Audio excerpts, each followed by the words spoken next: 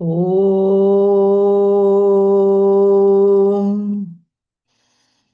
Om.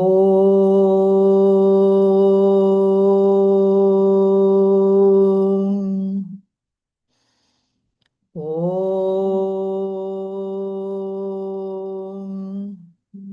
Om Sahana Bhavatu Sahanau Bhunaktu Sahaviryam Karavavahai Tejasvinavadhitamastu ma vidvishavahai. Om Shanti Shanti Shanti. Wants to start, Suvarna? ॐ पार्थाय प्रतिबोधितां भगवता नारायणेन स्वयं व्यासेन ग्रथितां पुराणमुनिनां मध्ये महाभारतम् अद्वैतामृतवर्षिणीं भगवतीम् अष्टादशाध्यायिनीम् अम्ब त्वाम् अनुसन्धधामि भगवद्गीते भवद्वेषिणीम्। Shri? नमोस्तुते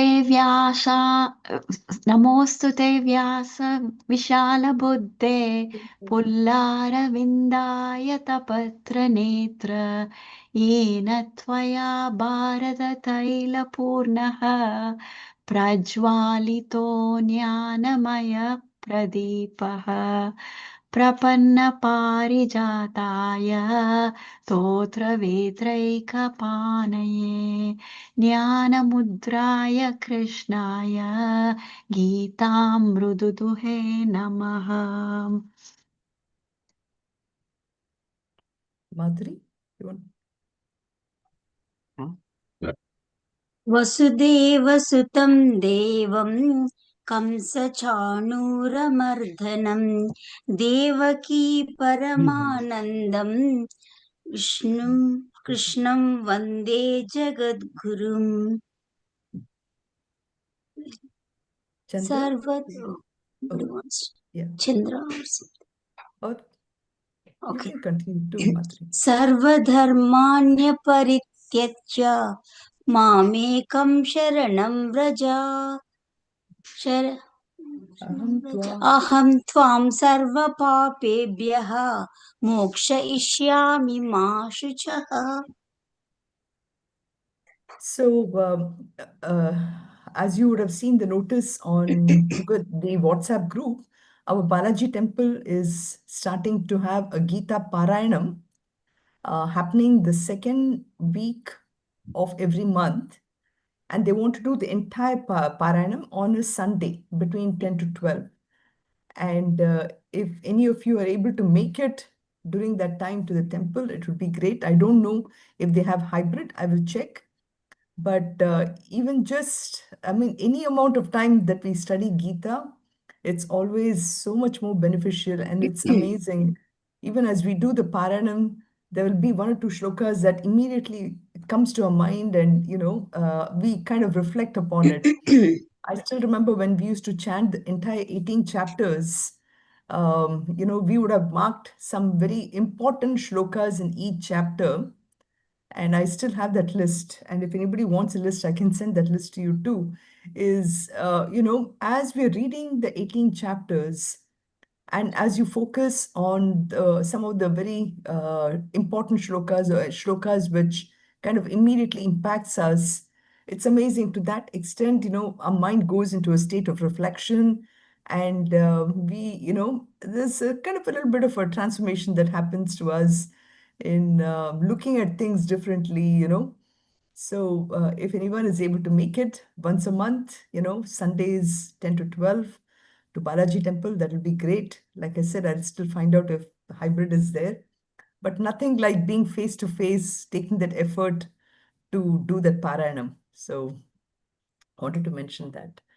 So we are now in the second phase of the 13th chapter. So far, Arjuna had asked for what do those technical terms mean, like Kshetram, Kshetrajna, Jnanam, Gneyam, Prakriti, and Purushaha. So in this today, we will be actually summarizing that second part, really, what is that Gneyam? What is it that we need to know about? What is really our ultimate goal? Again, as I've always said, in Viveka Chudamani, it says, there are about 8.4 million species in the world. Of all that, we as a human being have been bestowed through our previous karmas and everything, this wonderful human body, which is still in working condition for all of us. So during the time that is in working condition, we might as well really know what our true goal of our life is. And that goal is to understand what the ultimate truth is. And that ultimate truth is what in this next set of shlokas is called as Gneyam. And that name we need to understand, because without knowing what it is, how can we make that as our ultimate goal, right? So we see in this shlokas almost 13 to 18, we are going to see where Krishna is going to reveal what that pure existence means.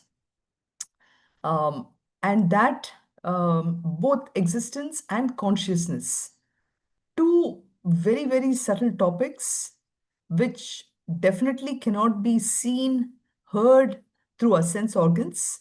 And that is why it becomes even more difficult for us to comprehend what it is. And in order to comprehend what it is, we need to have the purity of mind and the clarity of vision. And this purity of mind is what we were asked to develop through the jnanam or the 20 values.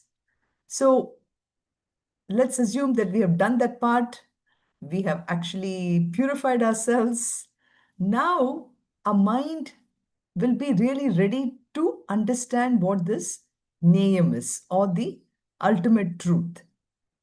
So far, I mean, we are living in this world of quote unquote capitalism, where things are constantly changing. We have companies which are bombarding us with all kinds of stuff, and we believe that is what our life is all about. But what Krishna is saying is that all that is fine as long as you are, in a grahastha world where you have to, cater to the whims and desires of not just ourselves, but also people around us. All that is great. But as you move on, and of course, this knowledge has to be there throughout our entire lives. But now we have a little bit of time to sit down and to be able to talk about it. So why not spend the time? So this is why, this next set of 6 shlokas are coming out here, where we are really trying to understand the what Nyayam is. And in 13, Krishna starts to describe a little bit, to say that Nyayam is Anadimat, it is Param, and it is neither manifest nor unmanifest. And we did quite a bit of work trying to understand what this manifest means, what this unmanifest means, and what do we mean by it is beginningless. So all this is what that ultimate truth or name or the Supreme Brahman, as we have shown here, Param Brahma, really means. And then in shloka number 14, because of the fact that we like to grapple with things or grasp at things only when we can see in terms of movement, or we can see in terms of what it does. So this is why in shloka 14, after having explained that ultimately this entire world is nothing but Brahman, Krishna is saying that think about this as that Brahman which has with hands and feet everywhere, and which has eyes, heads, and mouth everywhere, and with ears everywhere. So that is how the existence aspect of Brahman is revealed in here.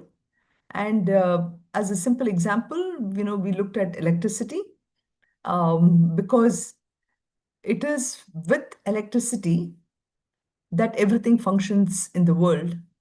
Um, when I say everything functions in the world, indicating that, all the things that we are used to, it's, with electricity, we are charging the phone. With electricity, we are doing so many things. So once we understand this concept, then we can see that this electricity can be understood better when we see that, the wires, for example, or we see the instruments. Only then we can understand that there is something called electricity. So uh, Krishna is using to Arjuna a similar kind of process to sort of very, very gently make him understand what this nature of Nayam is. So he says, this is wherever you see action and wherever you see that power to make something move, okay, think that that is where Brahman is. So that doesn't mean that wherever there is not this power, or wherever that power of this existence of hands and legs and everything is there, that it is not there. No, that is not what he's saying. But these are just analogies which he's trying to give an example. So then we discussed also what is Brahman. Uh, to understand what is Brahman here, Krishna now takes records to all the Upanishads. So in the Upanishads, Brahman is revealed as the ultimate substance out of which the whole creation is made of. Okay, so it is the basic stuff. And we gave this example last time of even how, all these elements. And I remember long, long time ago listening to Wayne Dyer and Deepak Chopra, describing this whole aspect of if you go close deeper and deeper into what this existence is, of course, Wayne Dyer stops with the point of, he says, okay, at the end of the day, there is nothing, it leads to nothing. But in Vedanta, we don't think that there is nothing. There is something, and it is that something which lends itself to this existence. And so we come to know that that ultimate substance is actually like, it's totally intangible, it is totally formless. And that final substance, even to date, as much as there is a lot of work in the area of consciousness and everything, scientists have really not come to that aspect of it, which our rishis have discovered long, long time ago. And this is the case with a lot of our Indian knowledge systems, simple things like if you look at it, the earth, how Galileo, for example, was put in jail because he came up with this concept of earth, and whereas our rishis long time back had already discovered it, much, much later, Galileo came up with the example and he's put on jail. But our rishis, through that purity of mind, was able to get to it. So this is how we have to also, in order to understand Vedanta, in order to really be able to see, to truly understand our goal, our purpose, and everything, we need to look at this. So, and this is why, we are uh, really, we are so grateful to all the masters who have come afterwards, Bhagwan Adi Shankaracharya, and then Ramanuja, Madhavacharya, so many different rishis, so many different masters, and they have tried to simplify this topic to such an extent that we are able to at least now focus our attention, on this knowledge, which is so, like I said, so subtle, so much that we cannot even fathom through our eyes and ears and everything, but only through a mind, through the principles of neti neti. We have seen through principles of, like electricity, And Bhagavan Adi Shankaracharya in his Bhashya has come up with some of these analogies too. And so it is through these analogies that we are really trying to understand this aspect of this ultimate truth or Brahman, which is because it's so abstract. It's so not tangible.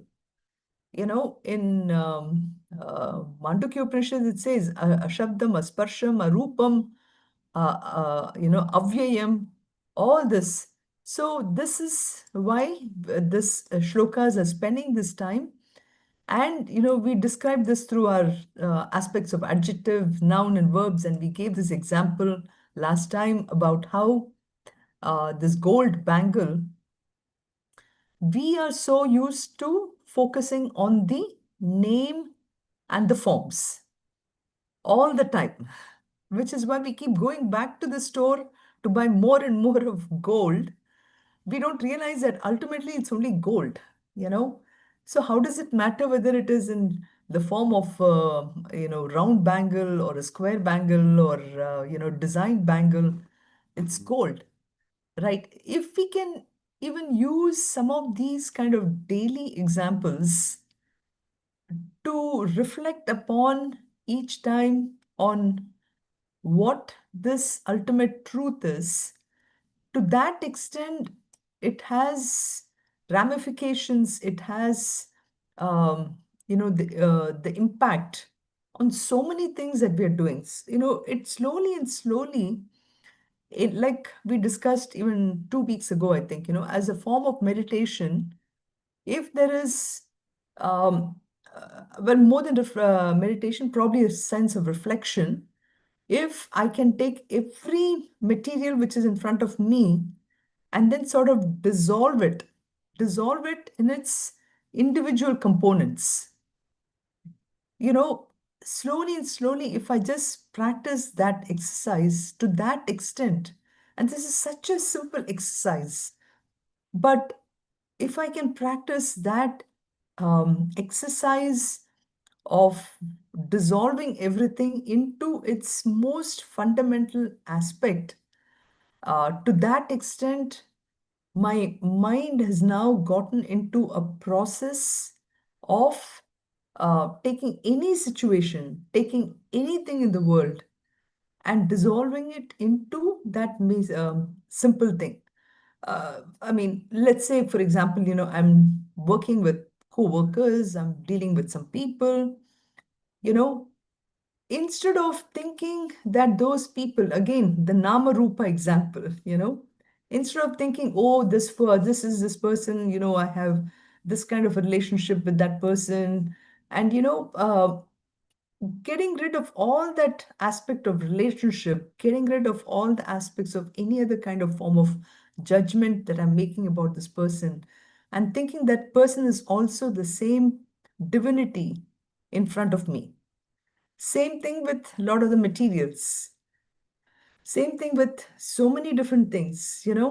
What if I don't get a particular thing in the supermarket today? Can I make do with something else? Because ultimately, what am I dealing with? So this is what the shlokas of 13 to 18 is getting to, is from a practical standpoint, what these examples are trying to say is, forget about the nama, forget about the rupa, just focus on um, what the substance is all about, which is again so subtle. And to get to that subtlety is why we need that purity of mind. So this is why these examples are all given, and we wanted to extend that example to everything in the world. And we saw this. Ultimately, the point is we have to dissolve it into that one aspect, which is existence, you know. So again, I showed all these examples of the world and everything. So ultimately, Vedanta says the existence is the only basic substance and everything else is nama, rupa, and its functions.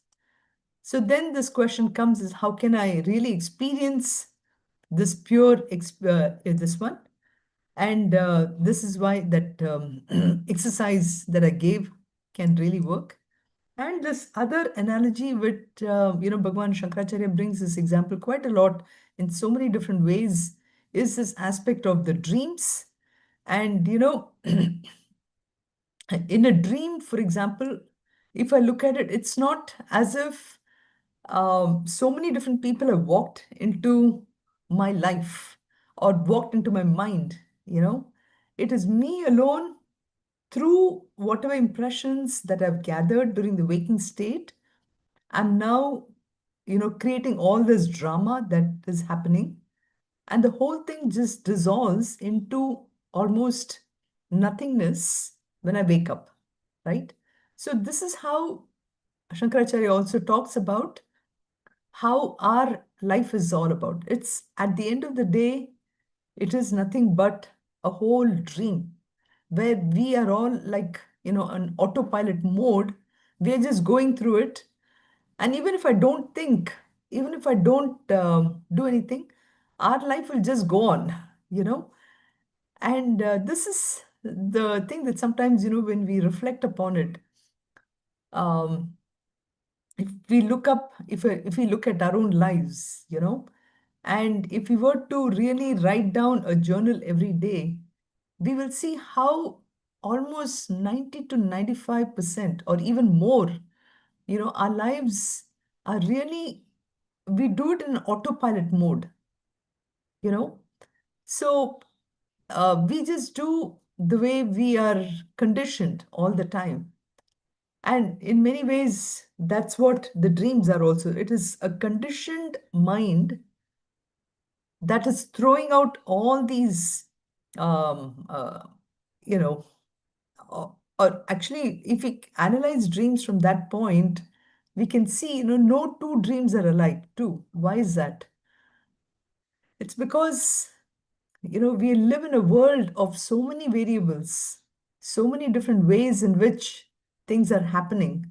So that's this analysis of what dream is, analysis of bringing the dreams into our real life, and everything really takes us, into this aspect of understanding what the Brahman is.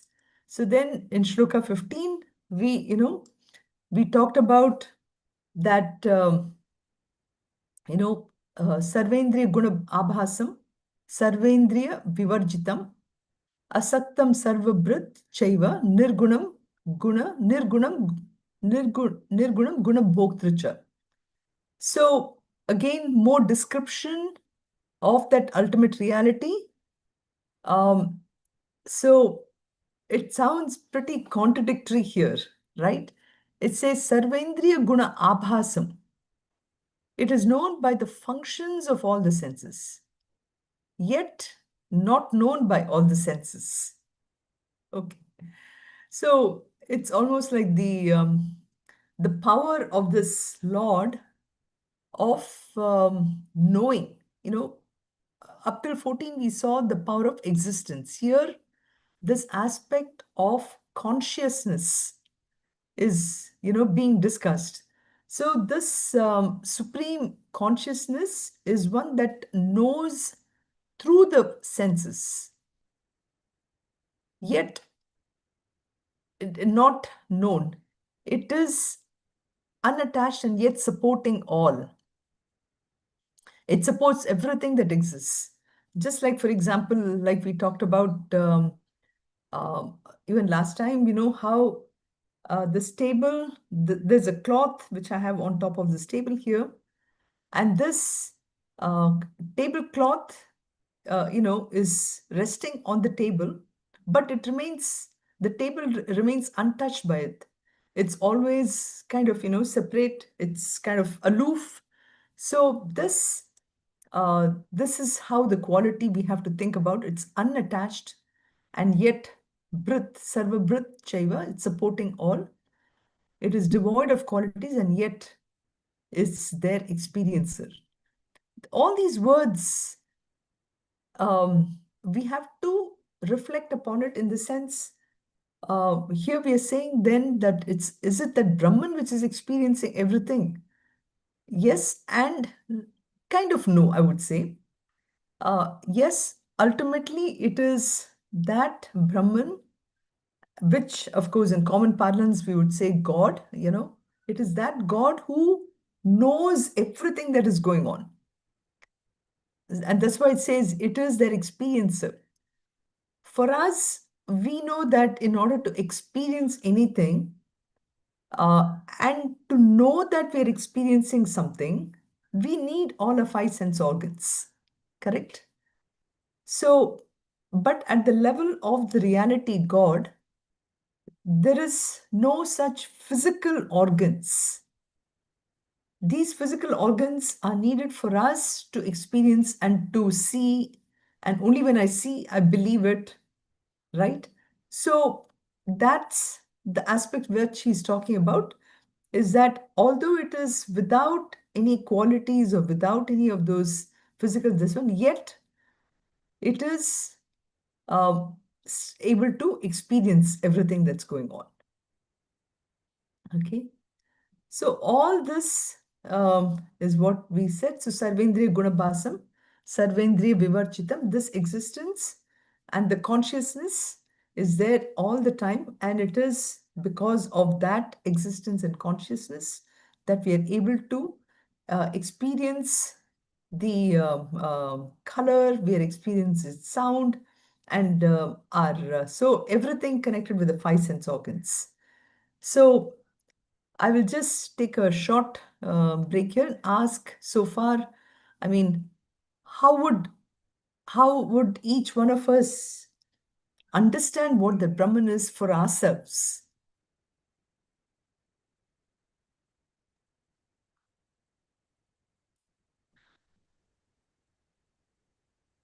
Hari Yeah, Om. Anand? Yeah. Yeah, basing on the slokas and then what we know, is like the Almighty, and then is uh, omniscient, and He present everywhere, right? And then you can think Him as a subtle of the subtlest of the subtle. Mm-hmm. Yeah, and then He's the Sakshi, like for everything. Correct. Right? And one question, the dream regarding the dream you were mentioning. Uh-huh. Yeah, how do we compare in the in the dream, we it feels like it happens automatically, right? I mean, the even though the person is doing something, running or walking or whatever, but we know that it is not real. Like Yes. I'm watching the dream, right? That's what is happening. And then once I get up also, like I just laugh, like why was I running, for all this time? So whereas in the real world, things are different, where we consciously work on things. We we put effort to do the right things. And so how do we compare? And I know, uh, even though we are doing, it is all basically is God's will. That part, Correct. yeah. So could you please elaborate on Yeah. this? Very good, thoughtful question. How can we really compare dreams with what we are doing in life? I mean, is it a fair comparison, first of all? Um, just because Bhagwan Adi Shankaracharya is saying, do I have to accept it right away? Um, how can I make it my knowledge and how can I understand it, right? For this one, clearly we need to be able to first step back ourselves. We need to step back almost to the extent that I am a sakshi. I'm an observer of everything that I'm doing, you know. So Anant or Sunita has to take that time to practice being an observer first. If I practice myself being an observer, then I will find, let's not take the standard actions which we do as part of our niyata karma, which is, getting up in the morning, brushing our teeth, taking a shower, going to cooking. All these are niyata karma. We don't have to worry about that aspect. That needs to be done because we have a physical body. So too, any of the sadhanas, what we do, whether it's meditation, japa, puja, all this at the mind level, it has to go on. These are all niyata karmas. But the area where we have to really watch ourselves as an observer is our interaction with people, for example, or actions which I tend to do mechanically all the time. Mechanically in the sense which is again, the naimitic, not naimitic karma also, that is also needed, but more on the case of karmas which I do it, I like ideally most of my time should be after a certain age, after a certain age and our responsibilities are over, where I focus more on the niyata karmas, and the naimitika karmas. But then if you look at our life as a whole, we look at there are so many actions which we are doing, which happens automatically, only driven by our vasanas, which are, driving the thoughts, desires, all that, the BMI chart, which you can think about, correct?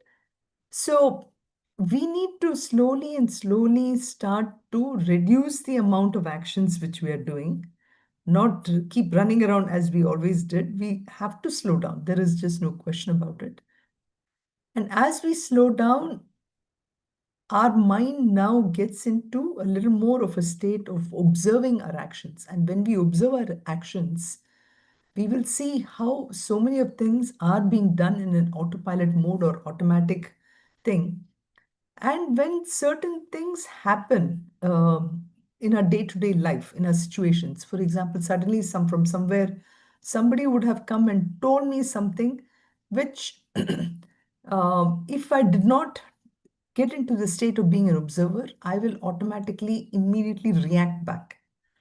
Whereas if I get into being an observer, I will look at this and say, wait a minute. So this person has come to our life due to, on one hand, we can think about, God is the only one who knows. God has made sure that this person comes into my life at this particular time to teach me this particular lesson. I can do that.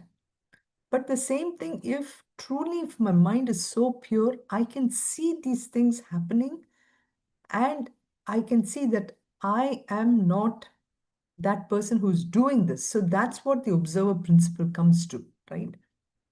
So when I get to that state of being an observer, at that point, I can see all these happenings which are happening to me.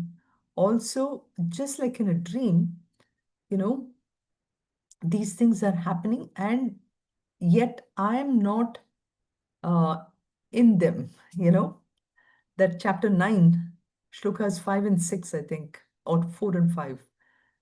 I will start to see that I'm not in them, they are in me. Just like how the dream. So in a dream example, who is creating all that? It's all my mind which is playing those tricks or drama or anything, but they are all in me. Correct? I'm just a substratum on which all that is happening. But this can happen. So too, in our own lives, we will be able to see the same kind of thing happening. And I can come to that state where I see that entire drama, that I'm also part of it. In the sense, me as Ananta, me as Sunita is part of this drama, but yet I'm withdrawn from that. Just like how we gave the example last time also of the carpet, which is made of different threads and different ways in which the patterns are drawn. Or for that matter, the example that I just gave of this temple, of this table and the cloth, the table and the cloth are not attached to each other. The cloth can keep changing, but the table is still the same. But I need the table on which the cloth has to be put in. The cloth takes a certain shape based upon the table. So many of those things are happening. But Ananji, this can happen only when I start working on the purity of my mind. When I start working on the purity of my mind, then I can see how the whole thing that is happening around me is only a drama. And this drama is happening because of me being involved in so many different situations. At times, I may not even know that these people had played a part in my life. But we look at our life as a continuum, that even this physical body that I've taken up, along with the Sukshma Sharira, the subtle body which is working through this physical body, why is it that it is acting in a certain way or whatever has to be something previously which is going on, right? So I know I answered your question only partly, but That helps. Yeah. I mean, that's a ultimately, practice. So, exactly. Ultimately, the sadhanas are the ones which are really important. The way I practice those 20 values.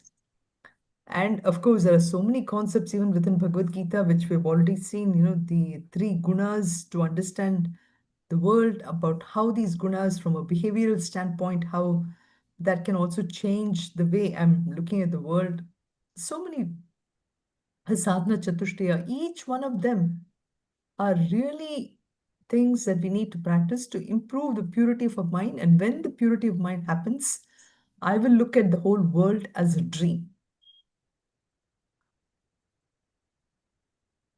Yeah. So ultimately, the entire everything that we're going through, all this can be boiled only down to these two concepts, which we really have to know very well. What is existence? That is, this existence, like we said, it is the substratum. Gatir Bharta Prabhu Sakshi in chapter 9. And even here, this Asaktam Sarva Bhrit Chaiva, it's supported by this substratum. That is what we have to know. And what is it that lends sentiency to everything we do? These two things, if we really understand well, then, and this is what, from the point of view of, there's a spelling mistake here, we have to clearly understand that, whether it's existence or consciousness, it is not a product of any of matter. It is an independent entity. It enlives matter. It goes beyond the dimensions of matter. It survives when the body is destroyed. And it is, of course, cannot be recognized by any of the our sense organs. So in order to understand this even better, so there is this example which is, given, uh, for example, if we were to say that I want to understand what light is, okay? Like even here, I mean, right now the time is around 6:45 a.m. in the morning for me, and I have light. And of course, you all also have light because it's already dark, right? So the light is pervading this entire room. But how do we know that there is light? You know, that pure light can be understood only when there is an object which is reflecting that light. And that is what this example here is, when we put out a hand. So what are we trying to teach here? I'm not trying to show, of course, when we are not talking about existence or consciousness or Vedanta, we are actually focusing on the hand, right? But here we are not focusing on the hand. All we are trying to show that it is because of the hand that I see the light, right? So the hand is just reflecting that light here, So we are trying to tell, what don't focus on the hand. Focus on the light. Okay? So that is why we're introducing this hand here, because as long as the hand is there, there is that light, formless light principle. And what is the formless light principle? It is that because of which the hand is recognized. I mean, we've given the examples before of electricity and everything, because of electricity, everything is burning, but can we see electricity? No, we cannot. So this kind of teaching of exists only in Vedanta, where we are trying to say that think about that because of which you're able to see things. So you have to, like, again, this is another example which our Acharya should tell us to do, which is think this cup is there. Now imagine the cup is not there. Now focus on that because of which you saw the cup. So this is called as Adhyaropa Apavada. Apavada, that is introducing the hand is first, like, you call this as Adhyaropa. And after revealing that light, now we have said, okay, it is light plus cup, light plus cup, light plus cup. I'm saying, and then I drop the cup.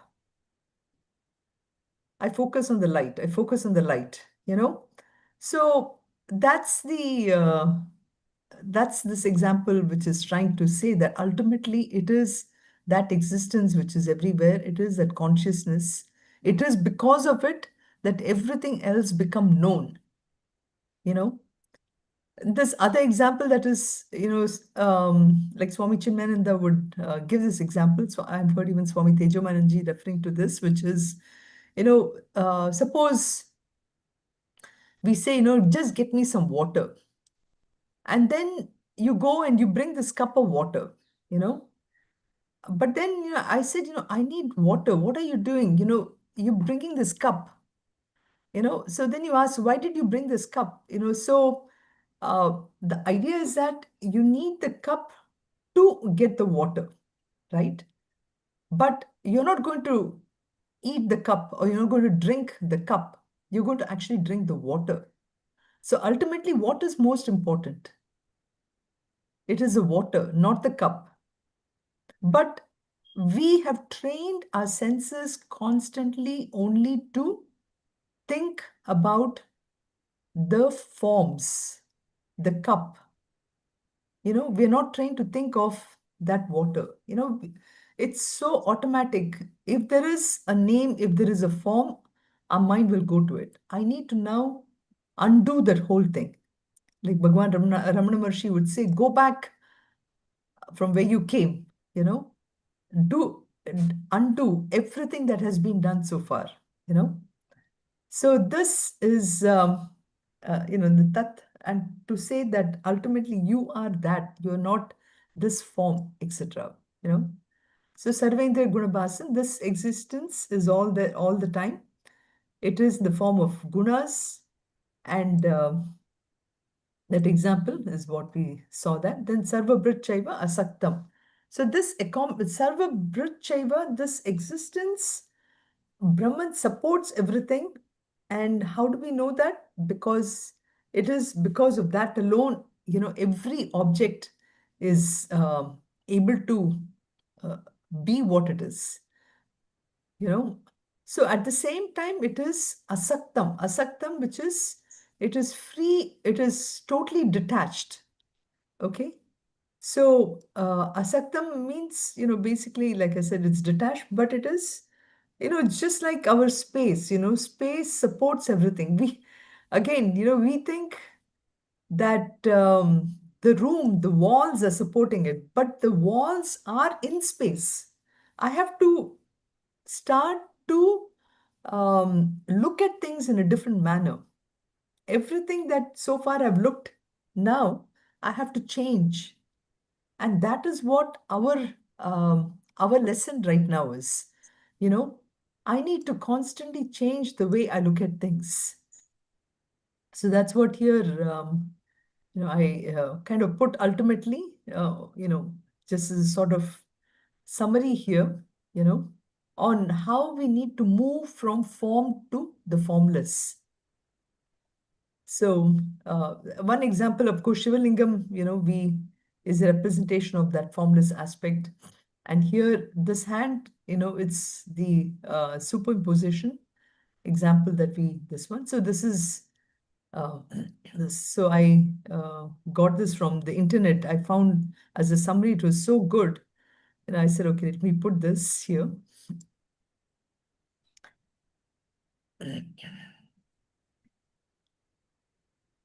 Okay.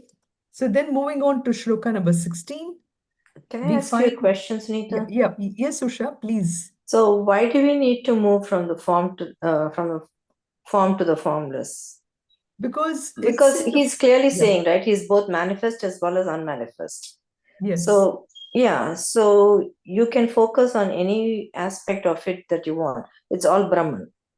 Yes, that is true. And this is where we have, of course, the various philosophies too, right? So what you're saying is the Dvaita philosophy, right? Dvaita, Vishishta, whatever, it doesn't have to be Yes. one. I mean, like, what is the need to move from form to formless? This is, I mean, or why do we need to do that? Why do we need to do that? Very good question. In the sense, if I'm happy to be, for example, if I am happy to look at Lord Krishna as a person and completely surrendered to him, no problem, absolutely no problem. That is the ultimate, if I can get to that state. So it is not about the form that is important. It is about the state of who I am. Surrendering to this is the more important aspect, right? Right. So that aspect of it, if I can bring into my mind with form or without form, perfectly fine. Perfectly all right. Because I recognize that even the forms are there because of the substratum. But I don't need that. I really don't need that amount of philosophy also. I completely understand that this entire world is running because of Lord Krishna, His grace, and I'm fine with it. I completely surrender. I see Krishna in everyone. See, that is probably one reason now I can see is I can understand that Lord Krishna is pure, Lord Krishna is doing everything for me.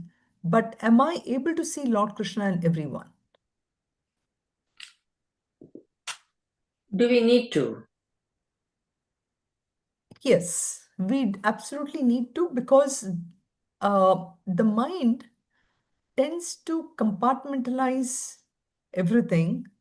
And the second it tends to compartmentalize, what it does is it gets into a state of judgment, it gets into a state of distinguishing things. The second it starts to bring that duality itself, what happens is that's where all the mental problems, everything starts for us, right? No, but to some extent, you need to have Yes. the judgment. You cannot trust everybody. I mean, that's the way it is, right? Even when whatever the current day situations, without going into too much of the politics or anything, right. Aren't we making a judgment? Aren't we making a judgment when you're voting? Aren't we? So how can we say, oh, any person is fine? We cannot do that.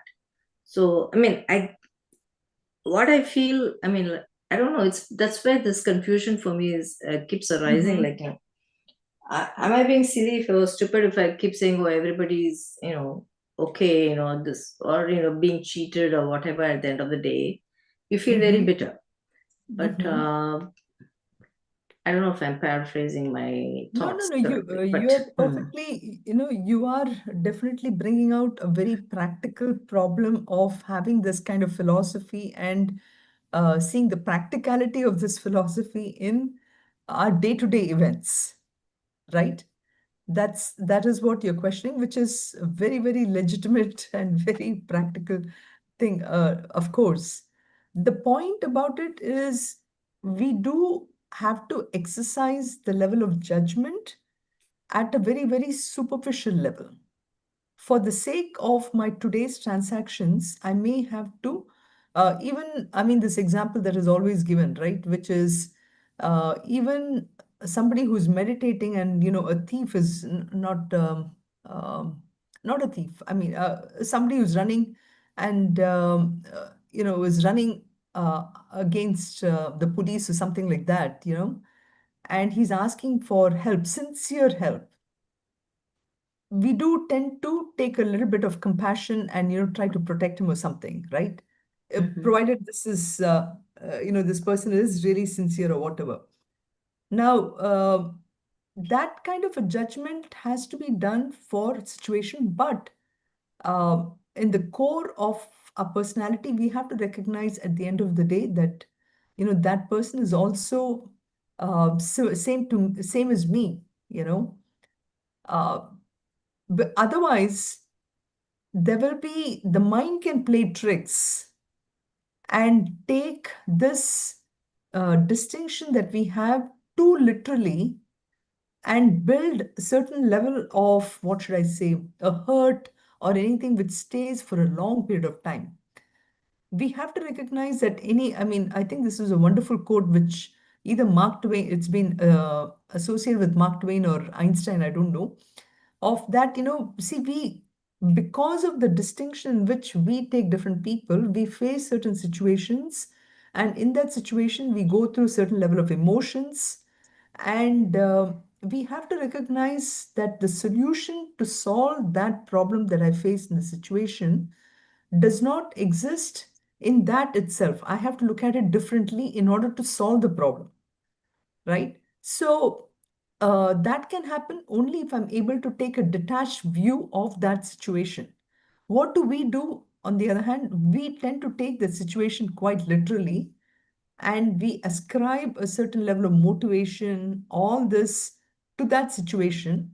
And then we hold on to that aspect of it for a long period of time. We don't recognize that this is just a situation that happened because of many different forces coming together, and that it happened because of that. Now, if I take a little bit more of an overarching view of the whole thing, where I am able to look at all the people or the forms in which that situation was in its essence, then I'll be able to understand that the situation happened because of all this. So that is where I think this judgment, yes, it has to be there for that moment in time where I have to make a certain decision, but then I have to let go and then move on.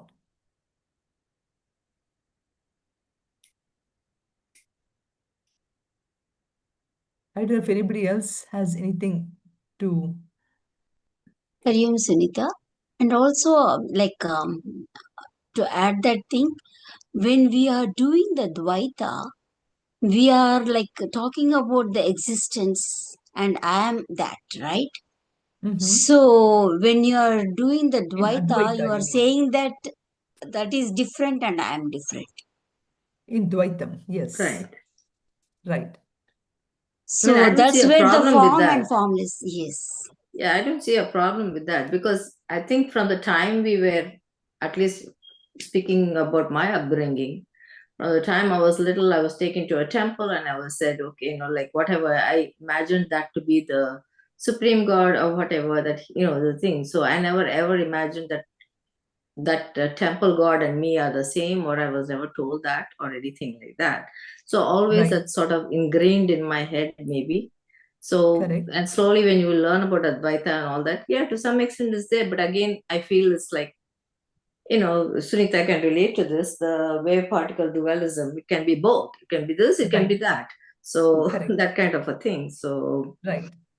yeah, that's So the way I feel, so it's like, because even when absolutely. something in any situation happens, I'm not Mhm. thinking that, okay, I immediately try to chant a mantra or think about Hanuman, whatever, Hanuman Chalisa, whatever, try to say that. Why am I saying that? I'm expecting some external God or somebody to come and give me the strength to do to face the situation. Correct. I'm not Yeah, thinking it's that's within me, and I'm thinking, oh, this is what. Let me pray to myself and let me get the strength out. That's not what I'm doing. I mean, at least I don't do that. So, Correct.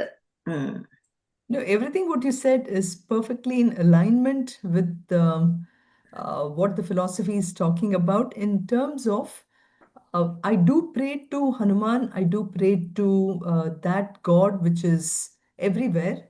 The only thing that, what a Mahatmas is saying, that think about them as not just something completely away from you, but you're also part of the whole thing. On one level, we are looking up to that God who is outside us and who is, what should I say, who's taking care of all of us, So I'm that's the praying way to I that look God. at Krishna and Arjuna, Correct, right? So correct, Krishna is trying to take care of Arjuna. So he is separate from Arjuna. He's telling him all these things, right? correct, So yeah. correct.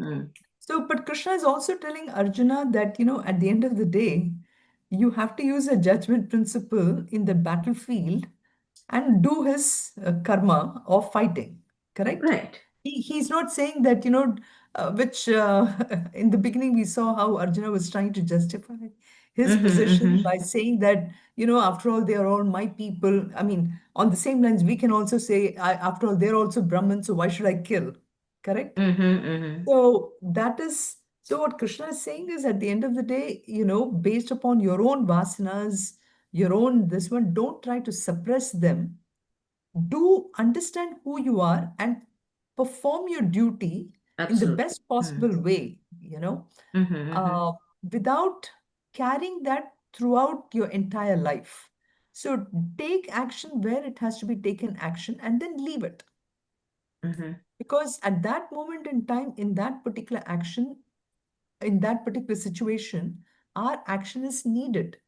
But we tend to, most of the time, and this is where the karmane vadikaraste shloka, the fourth part of it is very important. We tend to go into the state of inaction many times and we don't perform what our duty is. And then later we regret it or later we think more about it and everything. And this is where our philosophy and everything is talking about how we need to understand that in the bigger picture, we are all one. We can even take, if you want, Krishna out of the picture and say that we are all one, Krishna is separate. But in a transactional world, in an immediate transaction, I need to take that action and do things and then forget about it. Because for that situation, all the forces came together and acted in a certain way. Maybe at a later time, there might be some other situation in which the action might be different, but we don't do that. So this is where, even these things, when we say that you live in the present, all this helps a lot for us to practice and understand. So the philosophy really helps us to um, uh, help us with the situations today and also at a higher level as to who I really am. Because we don't have a good idea of who I am, right? And that's where the formless aspect comes into play. But we don't have to have the formless. Form is actually the most important thing because that's how we're living in this world, right? Right. Yeah. No, thank you for bringing this question because these are the kind of questions we really have to answer for ourselves. Is this philosophy working for us? No, the philosophy works. I don't have anything problem with it. I mean, I completely Right. understand all this, but the confusion is truly, how is it I'm not able to, I mean, on a day-to-day basis, I do not think, oh, this person was also God, I know I have to do. It doesn't come to me naturally. That's what I'm trying to say. Absolutely. For all of us, it does not come naturally at all. In fact, if at all, it will come only in a state of meditation or in front of God. But our mind, ultimately, the culprit is in the mind because our mind is not allowing us to slow down, allowing us to concentrate and focus upon even Krishna as a God, you know. Forget about formless aspect. Even a form part of it, we are not able to do that. we tend to remember them only in matters of dire need. Yep. Or even when we go to the temple, it is mostly only to ask God to take care of me, my family. Have you ever thought about taking it beyond that, of the entire world, that is? We may still do our family and our state or whatever, that kind of thing, but that's that's the kind of sadhana we're getting to. Yeah, but at the present day, it looks like we have to ask more for the world peace than anything else. So Exactly, exactly. So, we are in bad shape. yeah. Go ahead, Anit.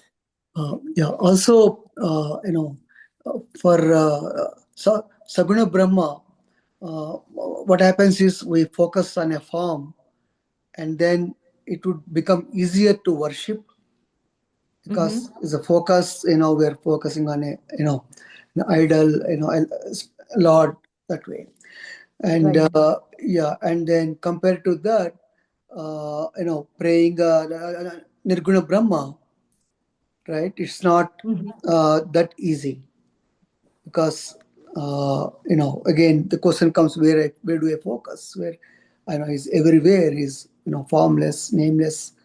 So I mean, in that aspect, I know we know there's only one God, but again, focusing on Nirguna Saguna Brahma helps us Correct. to meditate even Absolutely. until we reach a stage where Correct. we can go without. Absolutely. Yeah. The formless aspect is only talked about in Advaitam, right? Um, Mostly in our transactional world, we need the Dvaita Buddhi, definitely. So the Saguna Brahman is very much needed because it actually, this aspect of Saguna Brahman really brings a mind to focus also, right? A mind Right. which is so used to having a form um, that gives definitely the focus and yeah.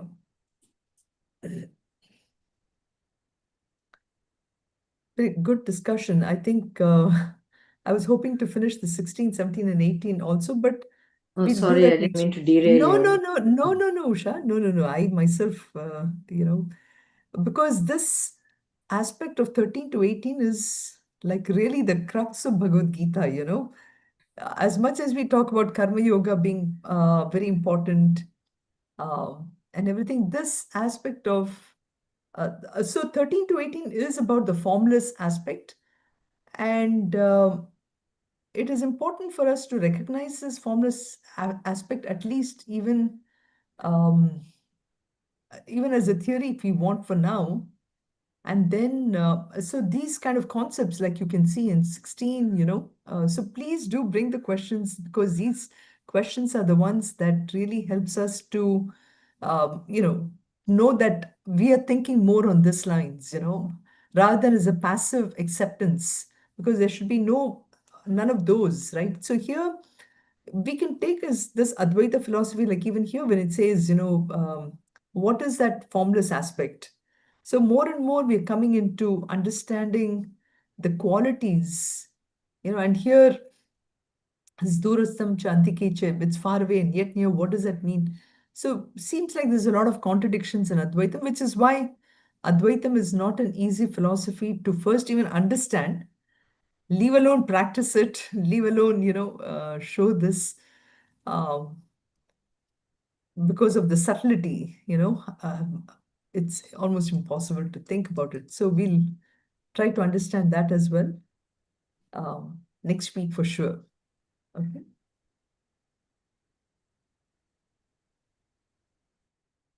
I wanted to bring in some shlokas from some of the Upanishads also, but we'll do that next week. Oh, I forgot to change the date, so next week. Sarve bhavantu sukhinah, sarve santu niramayah, sarve bhadrani pashyantu, ma kaschit dukkha bhag bhavet. Om Shanti Shanti Shanti. Om Purnamadav Purnamidam Purnat Purnamudachyate Purnasya Purnamadaya Purnameva Vashishyate Om Shanti Shanti Shanti. Harihi Om Shri Gurubhyo Namaha. Harihi Om. Om.